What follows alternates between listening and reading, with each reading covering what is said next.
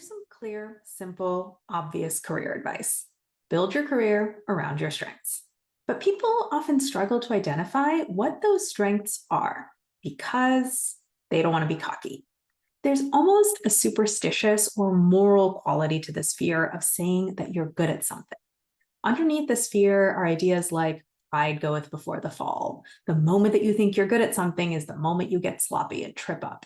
Or people who go around declaring, I'm great at X, are just annoying jerks. I get it, because I'm like this too.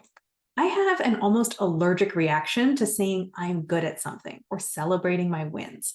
I almost have to cross myself with declarations of, well, it's not a big deal, or not to brag, or I'm sure I have other areas I need to improve on before I can just come out and say, hey, I'm good at this. And this belief system, it comes from a good place. You're trying really hard to not be a jerk and not get complacent and not become closed-minded to further learning and growth, all of which are admirable goals.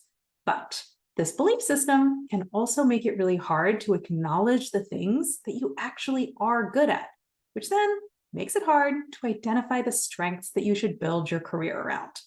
It is impossible to build a product strategy if you can't acknowledge the product's competitive advantages. And it's impossible to build your own career strategy if you can't acknowledge your own competitive advantages. So today, I'm going to give you a way to do an end run around this fear of saying that you're good at something.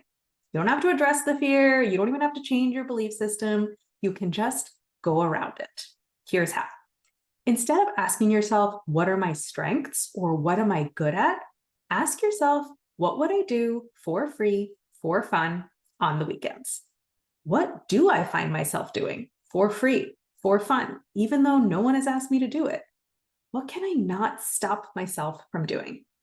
You might say something like playing poker, because I love being in a competitive environment and making bets based on my read of the situation. Or you might say stepping up and organizing my friend's bachelorette party.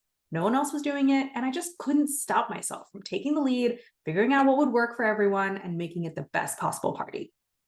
Or you might say pawning off my work on other people.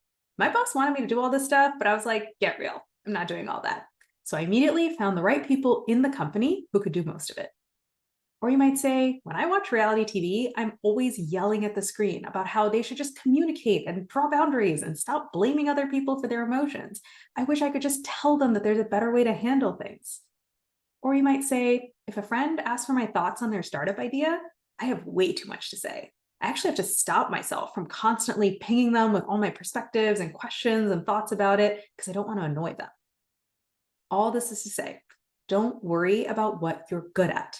Think about what you can't stop yourself from doing. Think about the skills, the activities, the tasks, the way of operating in the world that is so inherently natural and fun to you that not doing it is harder than doing it. Those are the things that you should build your career around. By the way, this is just step one of developing and executing your career strategy. If you want to find out what the rest of the steps are and how you can execute them consistently and successfully, come talk to me and let's get started. Go to the link above and book a free coaching consult.